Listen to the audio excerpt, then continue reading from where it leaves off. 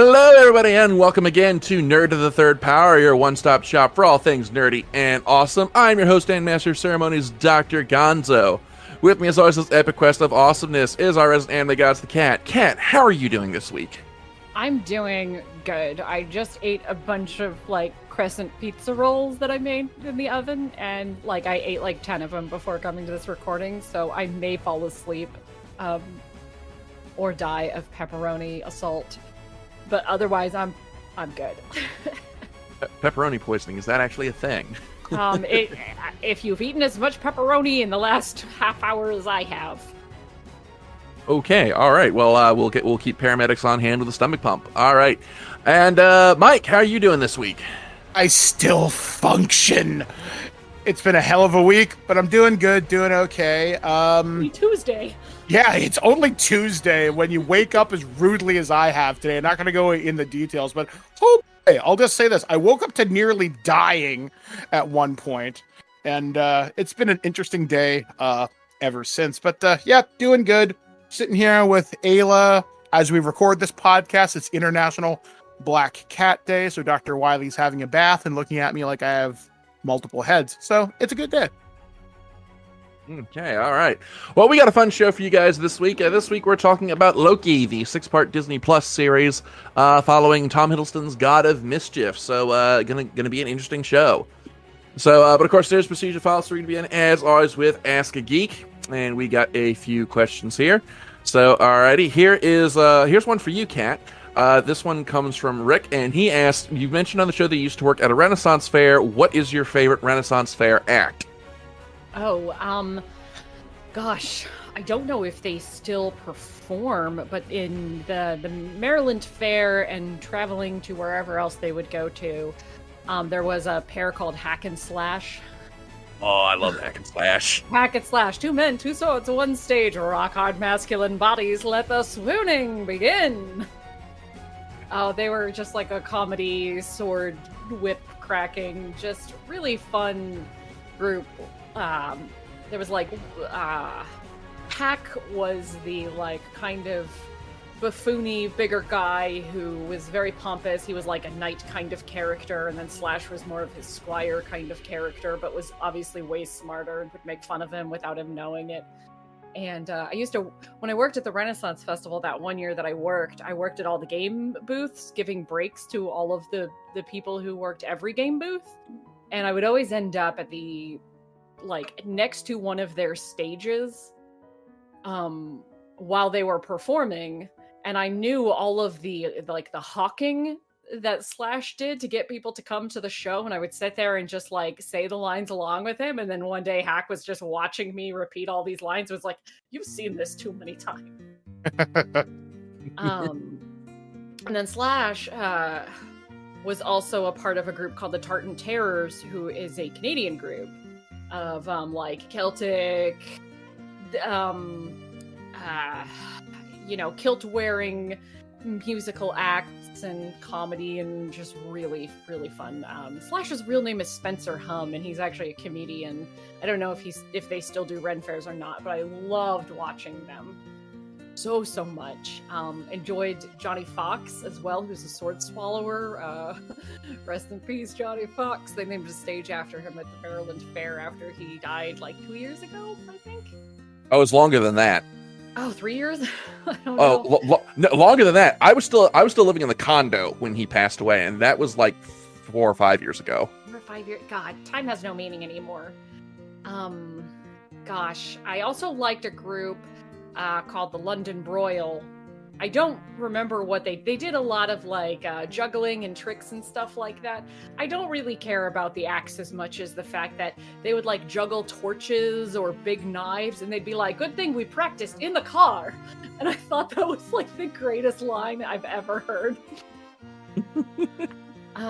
But there's a lot of groups out here at the St. Louis Fair that are pretty good, but I'm not as engaged with them as I was at the ones back at the Maryland Fair, because I grew up going to the Maryland Fair. I felt like everybody in Maryland had to go to the Maryland Fair. It was a requirement to be alive, that you had to go at least once in your life. And we would go every year, multiple times a year. Being born and raised in Maryland, yeah, I can tell you, attendance to the Maryland Renaissance Fair is required for your voter registration in Maryland. You have to go at least once. If you don't know, this is a really interesting piece of trivia, but the state sport of Maryland is jousting. Yet we don't have a team. But there are people jousting right now. I'm just saying. But it's the state sport, and it's honestly one of the I don't know for sure what the ratings are, but it is one of the best Renaissance festivals in the country. And I know this because it ended up on one of those TV shows, one of those Food Channel TV shows. I can't remember what the circumstances. They had a movie film there. It was called Max Magician and the Legend of the Rings, and it was god awful, but it's fun. But it's hysterical to watch as a Maryland resident, or if you've been to the fair, because you recognize, like, they don't even change any of the signage. So, like, the steak on a steak booth, it's just sitting there in the middle of this what's supposed to be an important scene. The princess is like, Max, you need to save the kingdom. In the back room, there's a fucking steak on a steak booth, which, for those who don't know what that is, it is exactly what it says on tin. It is a steak on a stick. Tis not just a meal, tis a weapon. Like, our friend and her entire family worked at Steak on a Steak, and at the end of every day of fair, I would, we carpooled, so I would just go to the booth and get a bunch of free steak and curly fries at the end of it. Do you remember the song from the Steak on a Steak booth? Steak on a steak, nave on a bun, fries that taste nice, something, come everyone. Okay, then that's a different song than the one They had a few. Oh, because I remember, you take the high road, I'll take the low road, and I'll eat a sausage before you eat. The chickens all will smile when on steaks the beefy pile, but the cows will never again say they love me. No, it doesn't sound familiar. An old girlfriend told me that one because she worked at the Steak on a Steak booth. Our social circle seems to revolve around steaks on sticks. But circling back to Hack and Slash, my favorite line of theirs was, I don't remember exactly how it led up to it, but Hack is basically naming different cities in Maryland, and Slash is going death, destruction. They get to Dundalk, and Slash just says Friday night, and that's funny to me because anyone who in Maryland knows Dundalk is an absolute shithole. It is basically Mad Max in a sewage pipe over there. Oh God. My favorite line, other than Slash's hawking, which he would say, he'd crack a whip and then go, poodle juggling, crack, cat shaving, crack, high wire unicycle, banjo baptisms. It would just be absolute nonsense. But my favorite bit that he did, he would lay on a bed of nails, and he would say to do this daring stunt, I will be removing my shirt, and I will do this shirt off. And to do this stunt, I'll be removing my belt, and I'll do this belt off. And to do this stunt, I will be removing my jerkin, and I will be doing this stunt. And then he would just let it ride. Oh, I miss those guys so much. I know they don't do, they basically got retired out of the Maryland Fair because they'd been there for 15 years or something. But I just loved them so much. I spend most days hoping, I hope Spencer Hum is having a good day. So much fun. I love the Renaissance Fair. It's one of these things where, as soon as there's not a pandemic, I'd really like to come home to Baltimore to go to the Renaissance Festival. If we could just not have a pandemic anymore. Hey, you know what? If you do come up this way, I got a pull-out couch bed that you can use. One of my friends already offered me a guest room at his house. Alrighty. Mike, you're looking a little left out here, so let's see if we got here a question for you. Okay, here's one. It's actually for both you and Kat. What is a D&D style game that you would absolutely love to try but have not had the opportunity to play? Oh boy, fun one. Well, I would love to be a player in a Cyberpunk Red game, which is based obviously on Cyberpunk 2020. Cyberpunk 2077 was the game that is set in that world, but 30 years later from the latest box set. That's produced by Artal Saurian. Fantastic game company, by the way. I actually just got this book the other day for review. I'm actually reading it right now. It comes from the same company who produces Star Trek Adventures, Modiphius. They did the Fallout RPG, and not the one that involves minis, which I think is called Wasteland Warfare, but an actual pen and paper Fallout game. And there was an unlicensed one years back. It's complicated. You can go kind of look it up, but this looks fun as hell. And finally, if I had one game to play, I've only played this game once, but I really liked it. It's from Free League Publishing, and it's the official Alien RPG. And the Colonial Marines source book just came out, and with Aliens Fire Team Elite coming out on the 24th, it's got my Alien hype going. This is the Aliens 35th anniversary year. I'm super excited. And literally about an hour before this podcast recorded, Hasbro Pulse put out a pre-order for a Nerf pulse rifle that's more or less in scale. It's got the electronic counter. It's got a working grenade launcher, and it's ludicrously cheap. Doesn't come out till next year, but get your pre-orders in now. My wife got it for me for next year because he's like, oh, I can pay this off in a year. What am I worried about? So yeah, those are 3 games I'd love to play. Okay, Kat, what about you? Okay, I'm a little more basic. I still want to play a game of Vampire the Masquerade. Which setting? Would you do classic, or would you do version 5, which is the new setting and the new meta? Well, considering I bought a copy of the classic at like a little gaming auction, like a full box set kind of deal for like nothing, I would like to play the classic. I don't want to run it. I would run that for you guys. Not a problem. I love old World of Darkness, though it does have some problematic elements to it. Look at the Ravenos for an example of what I'm talking about. But yeah, I love old World of Darkness stuff. So I'm right there with you, man. Let's see, what else did I want to do? Oh, I also bought copies of Adventures in Middle-earth. I just need to sit down and, I have sat down and pored over. I have read every page of the Game Master Handbook and the Player's Handbook, and that is hundreds and hundreds of pages. I just haven't sat down and wrote a campaign yet. Is that the old version or the new version? The old version. Okay. And I basically got voluntold that I would have to GM it. Because among my friends, although we are all Lord of the Rings fans, I got furthest in the Silmarillion, therefore I have to run the game. If you're into that Lord of the Rings stuff, Kat, there actually was a Kickstarter that came out earlier this year that updates, I think, the game you're talking about to a 2nd edition, and I think it comes out next year. I think I've heard of that. I'm gonna stick with the fact that I've only GM'd like 3 times ever and stick to the books that I've already paid for. Fair enough. Until I run out of material through there. Last one I want to do is and again, I bought all of the books for it and I just haven't written a campaign yet, is Spire by Grant Howitt. Grant Howitt makes all of these amazing, absolutely stunning one-page RPGs like Honey Heist and Goblin Quest and Sexy Battle Wizards, which is one of the only things I've ever DM'd. And but he did this big book called Spire, and I love the plot of it. The plot is just like, hey, you're a bunch of dark elves, and your home, the Spire, has been like basically taken over by a bunch of fancy high elves, and you play a terrorist sect who is there to overthrow them at all costs.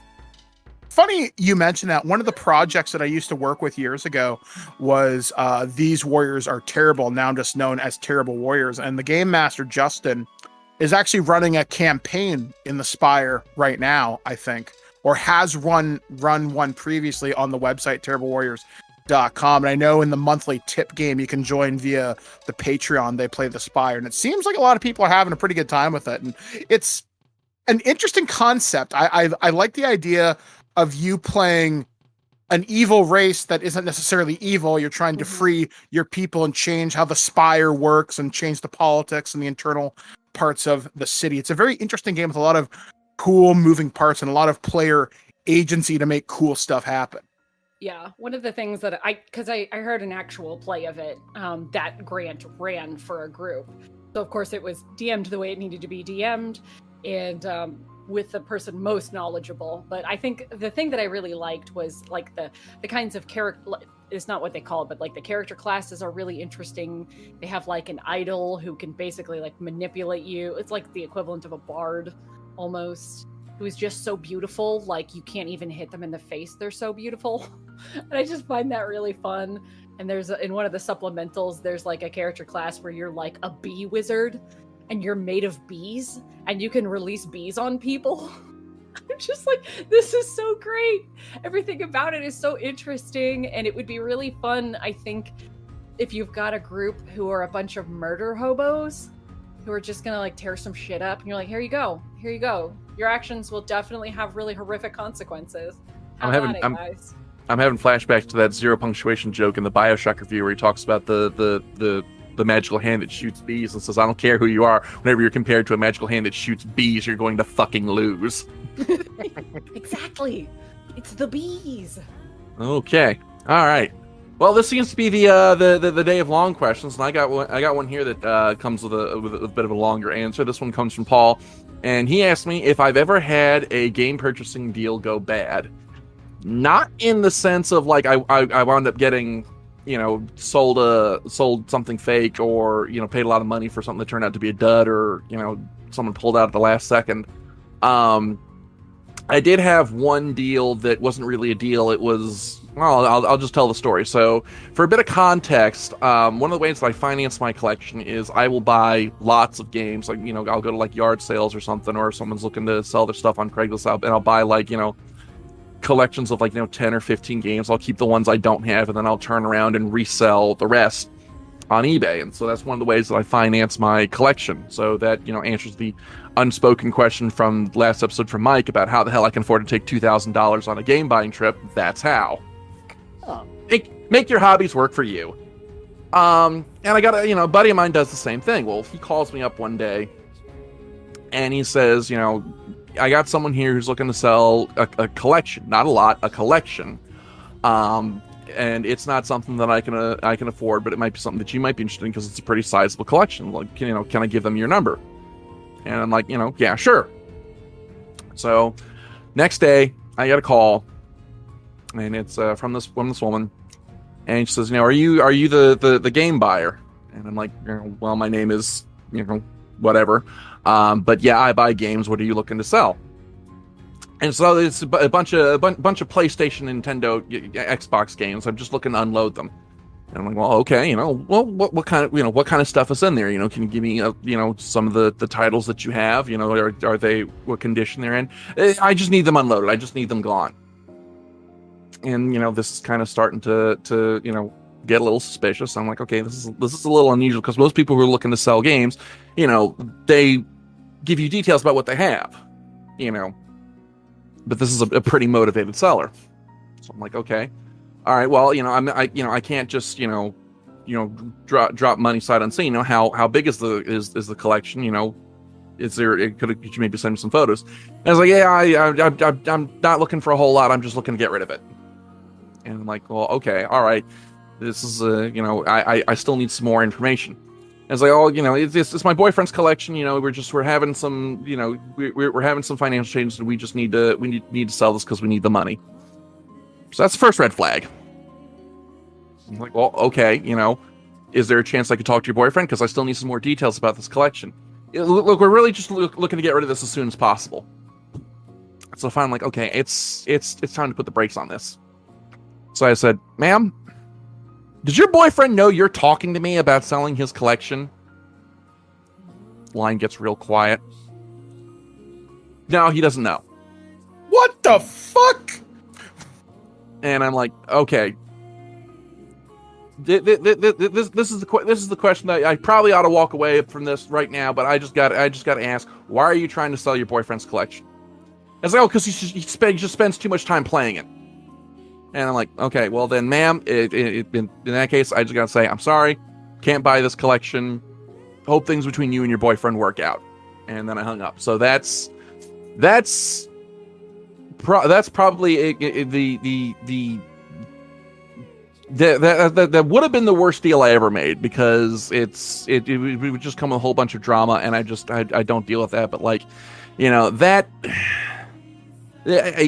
I hate that story because it feeds into, like, you know, there's always that joke about, like, you know, the unapproving girlfriend stereotype, and like this woman was basically that made flesh, and it's just like, you know, it just goes to the old adage that, like, you know, it wouldn't be a stereotype if there wasn't an element of truth to it somewhere. So, but that's probably the closest I've gotten to an actual bad deal in terms of my game collecting.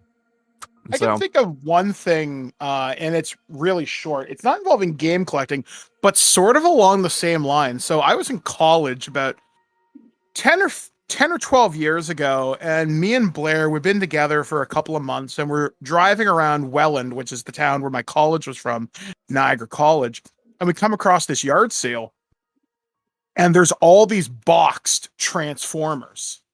And I'm like, holy shit. And she is blowing them out at stupid prices. So I look at Blair, I'm like, this lady doesn't know what she has. Get everything. So we did. So we pay for it, we're loading it into the car, and we're just getting ready to leave. And I hear this woman talking. He's like, oh yeah, I'm selling this stuff because my husband's in jail. We need to raise bail money or something along those lines. And that's the only time I've ever felt slimy about buying something. So I was like, ew, convict stuff. But hey, I don't know what crime it was. She could have been full of shit. I don't know. I'm going to choose to believe maybe this wasn't evil.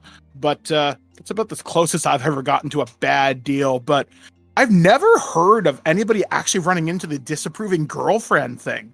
Wow. Yeah, that was after that phone call, I was just like, you know, this is something straight out of like a TV sitcom. Mm-hmm. Like I never heard from her again, but like, you know, I called my buddy up afterwards and I was like, okay, the next time someone asks you think you want to give someone my number about selling a game lot, you know, make sure that the person selling it is the person the collection actually belongs to. Unless they're like dead, because like a lot of there have been times where I've been called like, look, I got this collection of games to sell, and I'm selling it because, you know, whoever owned it passed away, and, you know, we just need to get it out of the house. So, but yeah, but that is all the Ask Geek questions that we have for this week. Thank you as always for sending them in. As always, you can send them to us through the email at drgonzo@nerdofthethirdpower.com. Love getting your questions, love reading them on the air, so go ahead and get your questions in, and you just might get yours read on the show. And so with that, we are going to launch into the meat and potatoes of this episode with Marvel's Loki, the 6-part Disney Plus streaming series, which has been out for a while, but because of the pandemic and other shit going on in our lives, we're only just now getting to it. So this should be an interesting discussion. So let's just get right down into it. So let's just start with our general thoughts on Loki, starting with you, Kat. Let's start with you this week. Loki. It was great. I really enjoyed it so much. I never thought I'd like just be head over heels at for an Owen Wilson role. I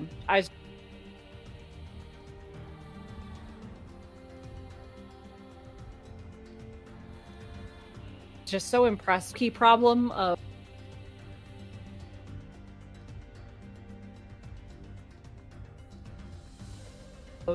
Loki with me 100%.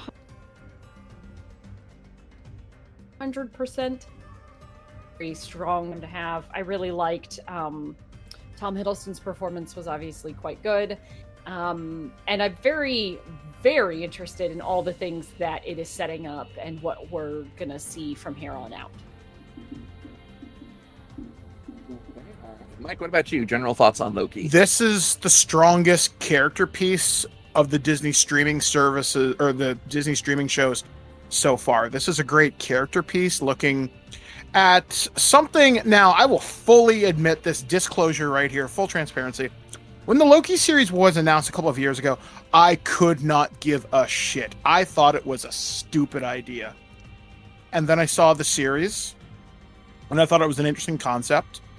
And then I finished the 6 episodes, and I was absolutely blown away. Tom Hiddleston is a wonderful actor. He is Loki. Much like Robert Downey Jr.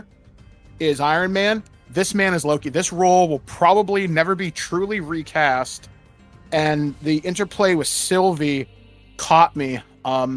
because there's a lot of philosophical questions that came out of this, and I was just genuinely surprised that Disney would bank Phase 4's true opening of the multiverse on a streaming show that you more or less have to see to understand a lot of stuff that will happen in the multiverse of madness and probably Spider-Man No Way Home later on this year.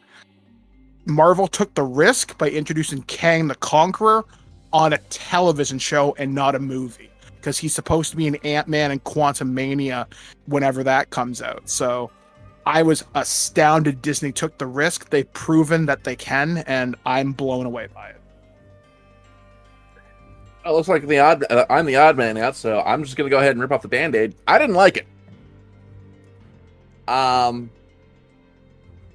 The reasons for which, I mean, we'll get into as we start discussing the component parts of the show. But it just didn't do it for me. So, but like I said, we'll get into that as we get into the story's component parts. So let's start with the story. So who wants to give the recap this week? I actually haven't seen it since it came out. I've only read summary since. Basically, long story short, I'm just going to leave a lot of this out. The story picks up seconds after Avengers Endgame, where Loki escapes with the Tesseract and they go back to the Battle of 2012.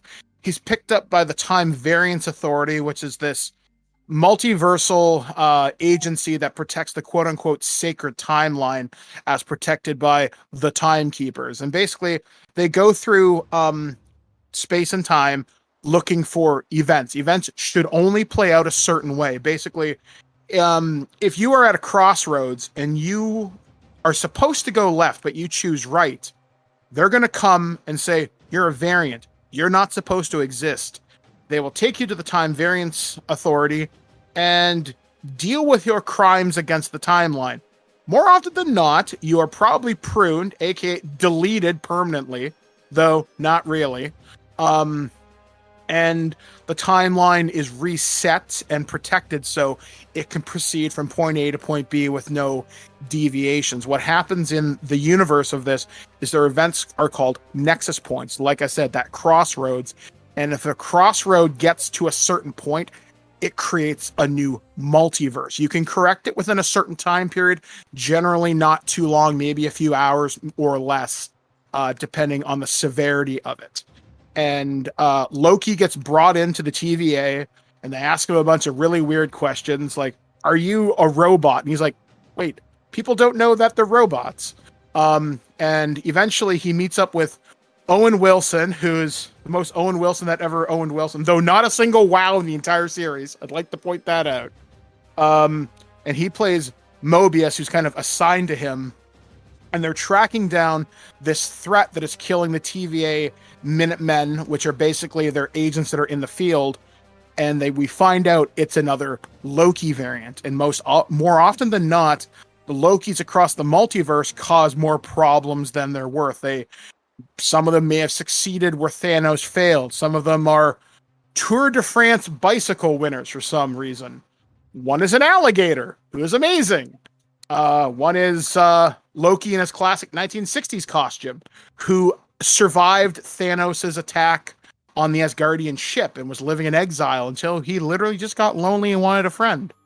And it follows Loki and Sylvie's adventures across the timeline to destroy the Timekeepers, because one of the big components about Loki is to talk about what is the nature of free will, what is the nature of destiny, do you have agency to decide who you are and where you will go? And Loki's obviously he's billed as the god of mischief. And at one point in the series, they question that. I'm like, you're not the god of mischief, you're an asshole. And he's kind of like, wait, what? But I'm whimsical. And like, no, you're cruel, you're mean. Stop. And he's like, but I never saw it like that. And like, we know. And then the series concludes where Sylvie, who's the female variant Loki from the very beginning, they confront a guy known as Immortus, who is He Who Lives or something. Cat, help me out. Is that what it was? He Who Remains. Yeah, He Who Remains. And this guy has been the architect of the sacred timeline for untold millions of years. And the reason that is because he is a variant himself. And at one point, there was this huge multi-spatial war. And eventually, he stopped every single variant of himself from coming to power. And this is the most friendly variant. And he says, I know everything you're going to do up until this moment. So what are you going to do? Are you going to kill me? Or are you going to take over the TVA and now it's your responsibility? And then what follows is this big battle between Sylvie and Loki. And you can tell they do not want to fight each other. And it ends on a very bittersweet note. And the timeline is different. Loki starts running through the TVA. He wants to find Mobius. I'm leaving a lot out here because I don't want you to find out what happens. And he's like, wait, you don't know who I am? And he's like, who? And Owen Wilson's like, who are you? And the camera turns to the left. And one of the statues of the Timekeeper is not what they call the lizard people. It's Kang the Conqueror, not He Who Remains. It's literally the guy who is one of the biggest multiversal cosmic threats in the Marvel Cinematic Universe or in Marvel Comics in general. And then the post-credit scene is Loki will return in season 2. And there's a lot of great moments and characters in here. Like I mentioned, there's Alligator Loki, or Croaky as the fandom has called him. He's amusing. There's Boastful Loki, who's a black man version of Loki with this giant Mjolnir-like hammer, who evidently is just a big liar. Classic 60s Loki, who, like I said, hid from Thanos and he's only in about 10 minutes of one episode. But when this character has I'm going to say this, his grand moment, I literally cried, and I did not expect that from a Disney series. Not at all.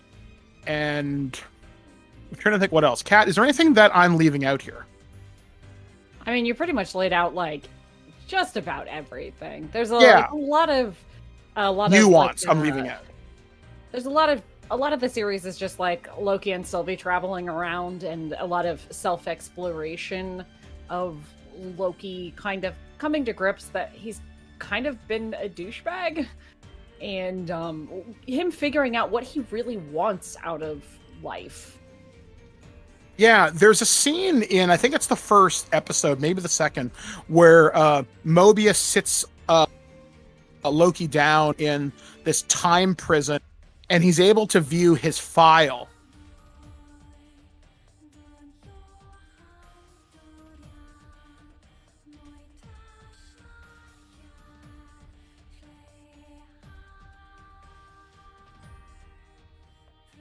And it showed this, I don't want to die. And it's not that existential crisis of I don't wish my consciousness to stop existing. It's that I don't want that. I want to change.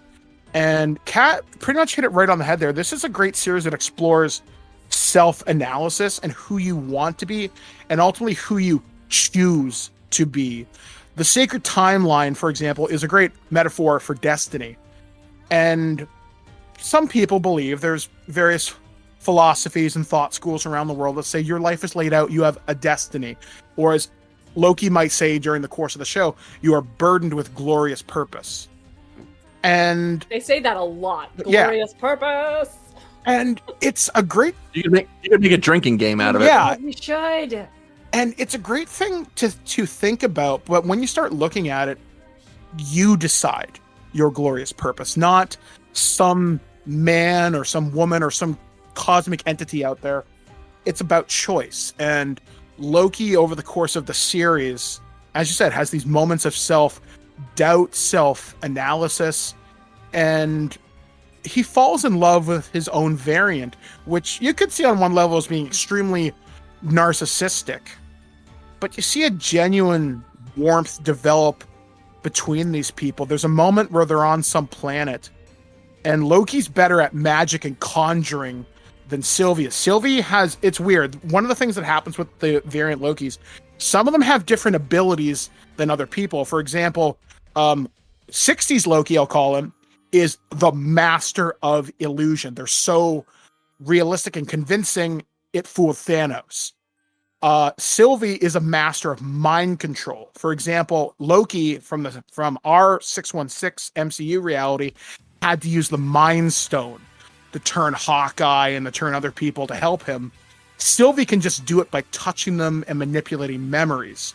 Whereas our Loki is good at conjuring stuff, like his knives or hiding things or illusion. He's kind of a jack of all trades, but master of none. And they're sitting outside, and it's a cold day, and he conjures a blanket.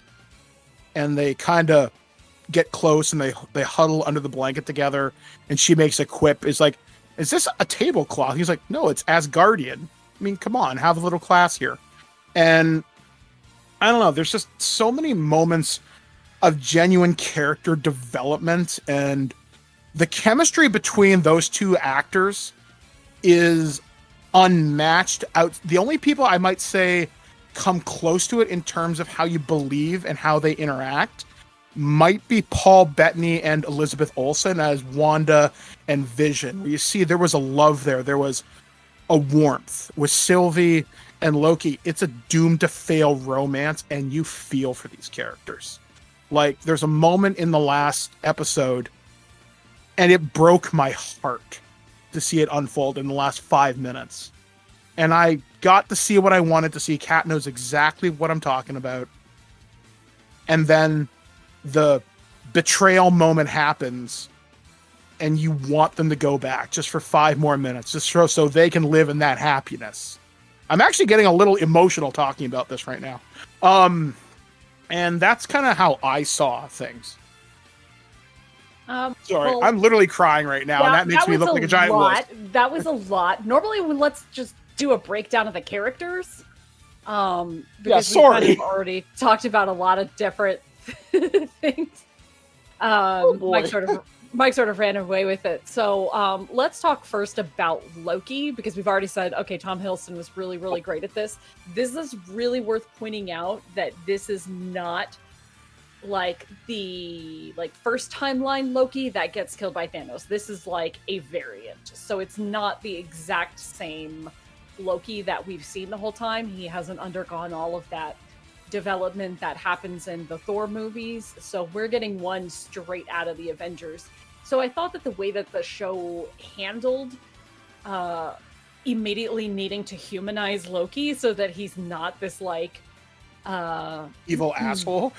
Yeah, like he's not fresh off of the I am a king, kneel before me bullshit. Like, they had to immediately grab him and humanize him, and by making him basically watch all of the bad things that are going to happen to him or would have happened to him, I thought was a great way to do it. Like, hey, here's you dying, here's the destruction of your planet, here's your mom, here's your dad, all of the bad things that have over the course of time made him more less of a douchebag. And actually, to follow up with that, Cat, talking about humanization, it also shows Thor never giving up on him. And I think that's part of the realization that made him realize, maybe I shouldn't do these things. My brother still loved me no matter what. Yeah, I thought it was really interesting. Somebody pointed out that the last scene he sees is Thor holding his body, not from Loki's perspective, but from the outside perspective. Mostly because I assume they didn't want to reshoot a bunch of stuff. But the idea that he gets to see that portion, the genuine grief that Thor actually goes through every time this happens, I thought was just, it was a good punch in the stomach for this variant of Loki. And he was just great. He was great. He was destined to play this character, like you said. I think it's also worth talking about Mobius, because he was the second. Well, hang on, because some of us still haven't given our thoughts on the story yet. Okay. So, you probably should have interrupted me 5 minutes ago then. Well, I thought that you were going to give your thoughts on the story. first, so and then I was going to go last, but I guess all right. I guess I'll just go ahead and go. Well, you're the one who said we only have a half an hour to talk about this, so I was trying to speed it along. Okay.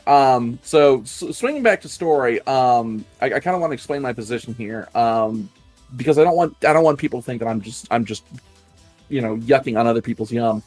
But, we all have, every one of us, we have, like, that one trope or whatever that you see it and it just kind of spoils the whole thing for you. Sorry,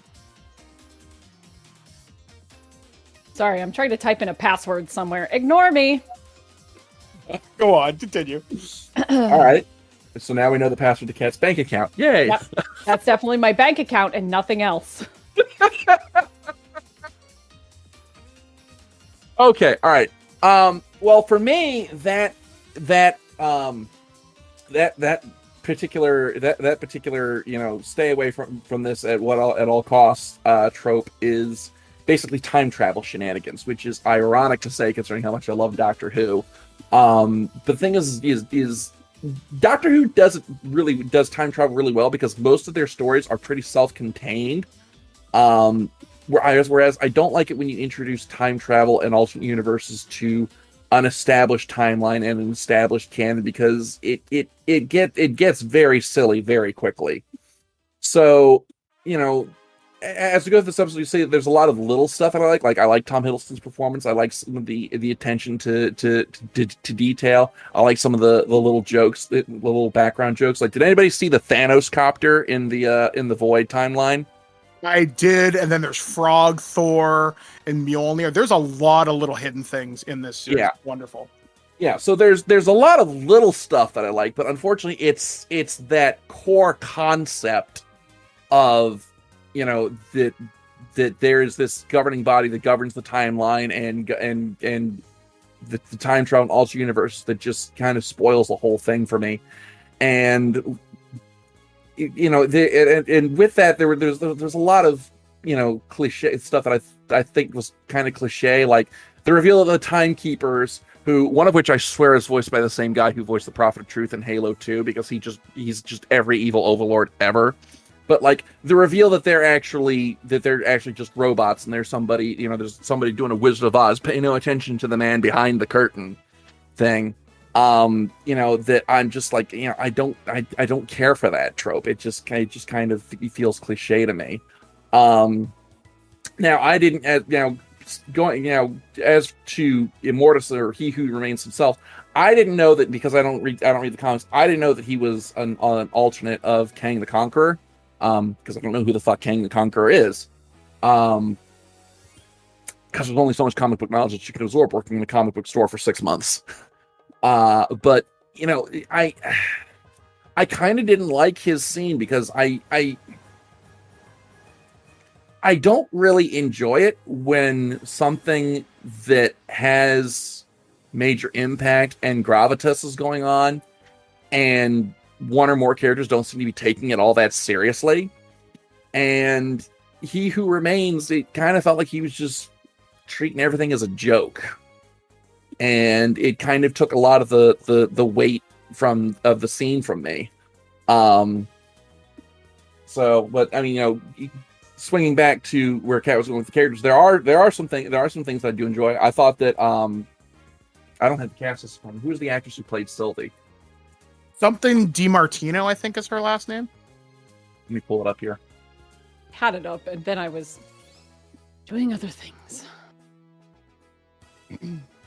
I can say, yeah, it's weird. When she first came on screen, I thought it was really like a female Loki. But yeah, go on, continue. Here we go. Yeah, like I thought Sophia DiMartino as Sylvie, like absolutely sold her part. Like she was one of the only characters that I actually that I was able to actually get over the time travel thing and actually feel for, because like she gets a raw deal. Like, well, really everyone does if you think about it based on what's later revealed about the TVA, but like she gets a raw deal, and like you can totally understand why she does the things she does, because like in a moral sense, she didn't do anything wrong. She was just minding her own damn business, and then along comes, this time variance authority is like, oh nope, you're a variant, you're not supposed to exist, into time jail with you. So and then I thought Tom Hiddleston did like Mike said, I mean, he is Loki. I mean, and that's really all that there is to say about it. Owen Wilson, never liked Owen Wilson, but that's just Owen Wilson. I really like him in this role, and I don't usually like overly enjoy Owen Wilson. And everybody says like, oh, he was at his most Owen Wilson, and I did not feel like he was very Owen Wilson-y. I really because normally Owen Wilson is portrayed as kind of a doofus. And here he was like very clever. Very competent. Very competent. He was like on Loki's level or outsmarting him half the time. Like a genuine like match for Loki's cleverness and, thinking ahead of what Loki was going to do. And I felt like they had really excellent chemistry on screen together as like partners in the show. I just thought they were really, really stellar. My problem with Owen Wilson is just I've always thought that his acting is very wooden. Like, I don't feel like he has a whole lot of range. It's got nothing to do with like the characters he plays or his writing. It's just his acting style I don't care for. Okay, but did you feel that way about this show? When he's sitting there talking about how he wants a jet ski, because that was fucking great. Yeah, this was to me just another Owen Wilson role. I mean, that jet ski conversation, you could cut that out of there and put it in just about any movie he's been in, and it would play out almost exactly the same way. Really? I thought he was so subdued compared to... Yeah. Like... This wasn't Wedding Crashers Owen Wilson. This was, I can give serious Wes Anderson gravitas Owen Wilson if I need to. Well, we'll just have to agree to disagree, because like I said, I've always found his performance wooden, and this was no exception to me. So we'll just have to agree to disagree on that. A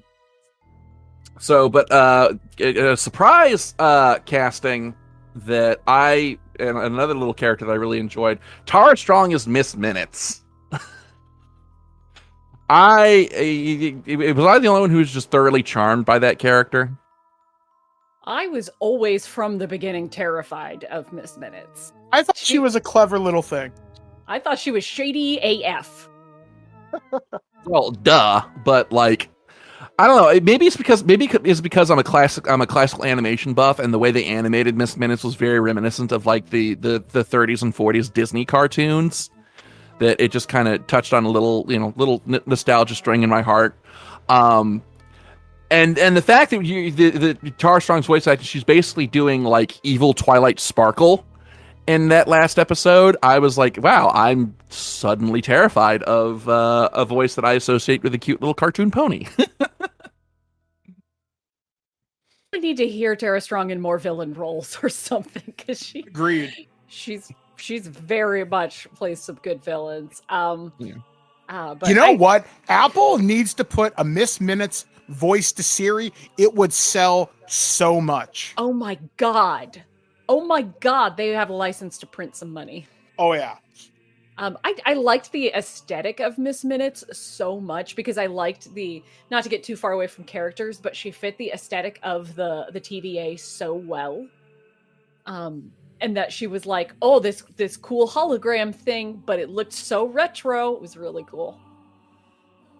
All right, well, I guess let's start. Since we're talking about aesthetics, let's just start talking about the presentation a bit. And one thing I will say is that when we're not inside the TVA, this series goes ham with its visual presentation. I will unironically say that the shots of the outside of He Who Remains a Citadel, when they're on that they're on that asteroid kind of floating in the void, and the timeline is swirling around them, I thought that was one of the most beautiful shots I've seen in a very long time. I especially loved, and I'm going to sound like such an arch snob saying this, I especially love the use of color in those shots. It did look good. I liked so much. I liked everything but Tom Hiddleston wearing a suit the whole goddamn thing. Like, I liked the like suit and tie look on everybody but Tom Hiddleston. What a shame that a guy who has such a cool costume was stuck with that haircut and that suit at the same time. That poor guy. It's not the suit, it's the jacket. He had that dumb looking jacket. Just You did not mean work the for me. TVA jacket? Yeah. Oh my Yeah, like that brown jacket or whatever he was wearing. That just did not.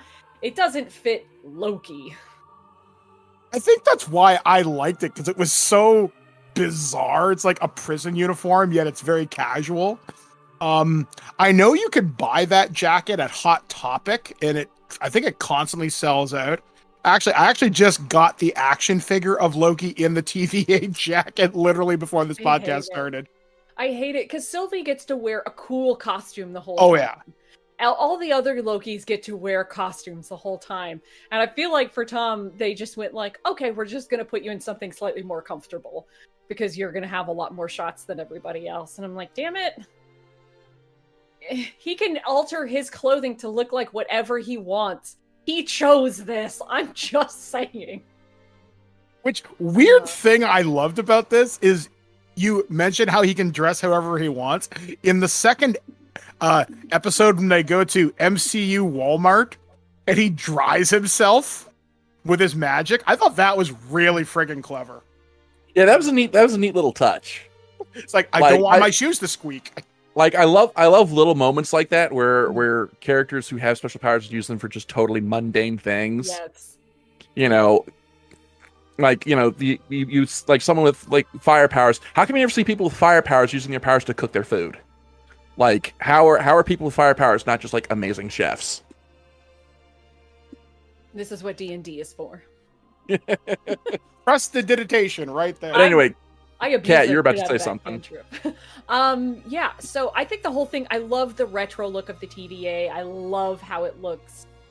It sort of gives it, like, to us, like, our Western senses. I don't know how this would look outside of, you know, North American culture, but to me, it has sort of this timeless look to it that just, it looks good.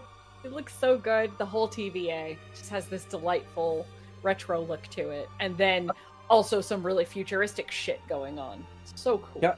Can we talk for a moment about like the backdrop of the windows in the TVA of like the rest of the world and how that looks straight out of the cover of a 1950s sci-fi novel? Yes, exactly.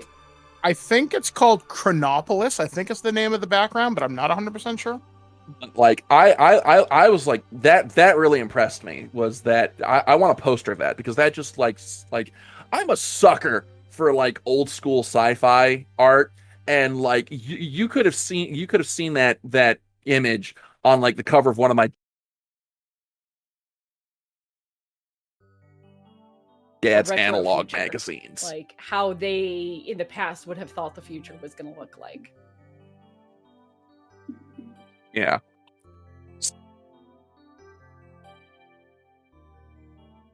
So, wrapping things up. So, let's start giving our. Is there anything else that stood out about the series that you'd like to talk about? Briefly, Mike. I took a look at my life because I was in a very depressed point when I watched this, but the last episode really hit me in a very particularly special way. Looking at the relationship between Sylvie and Loki, and they talk about nexus points a lot, and I've talked about that too. Just different decisions your life could have went down. And at one point while I was watching Loki, especially in like the last few minutes, and this is going to sound weird, but follow me here. I think I saw one of my own variant timelines and how it would have played out. And I'm not saying my life would have been better there than it is now. Would I be an amputee? I don't know. Would I be with my wife I am with now? Probably not. Would I be happier? I don't know. But it's fascinating to think about the possibilities, but also be grateful for what you have in your life. And there's somebody in my life, and I refer to them as, you're my variant timeline. And to me, that signifies, I know I could have had something with you at one point. We're still close friends. I love you as a friend, and I will always be there for you. So I got a life affirmation out of this series to be thankful for the relationships you have in your life. Be thankful for the choices you've made. Sometimes you make some bad ones, and that's okay. because your destiny's not set. You can choose for yourself. You don't have to be what people expect you to be. You choose your own destiny. And I think that's what I walked away with Loki, and why I love this series so much, because it gave me new perspective on what I have in my life right now. Okay, Kat, anything else that stood out that you'd like to talk about? Yeah, it didn't do any changing life perspectives for me, unfortunately. I do want to talk briefly about the Sylvie Loki thing, because that is something that did not sit right with me. I did not see any two-sided romantic chemistry there. It definitely, to me, felt like Loki was into Sylvie, but Sylvie was... I didn't get a vibe of Sylvie being into Loki, and it felt wrong. It felt weird, because they're the same person. And if this was some, like... I thought they were going to go towards, like, this is learning to love yourself in, like, getting over your narcissism way, but they went the full romance route, and that I did not enjoy. I didn't like that at all. No, didn't like the taste of that in my mouth. So is there something they could have done to fix it, or would you prefer they just throw it out altogether? Go figure, the local asexual aromantic doesn't see the need for a fucking romance in every single story. They could have not had a romance and it would have been fine. They could have been BFFs. They could have been like, hey, you're another version of me, and that's really great, and we're like the same person, and I can empathize with you on such a deep, intimate level without it being romantic. I don't know why they had to take it to a romance in order for Loki to have any sort of self-actualization. That it just didn't sit right with me. And it sort of really kind of... It didn't ruin the end for me, but I certainly would have enjoyed the series a lot more if they hadn't gone down the romantic route. The other thing... no, I won't talk about that. Never mind. Anyway, Alligator Loki was the best thing ever. Please, for the love of everything, give us lots and lots of Alligator Loki merch. Please. Although I'm pretty sure that animal is actually a crocodile. How is there No, not a it's an stuffy alligator. at Avengers Campus right now?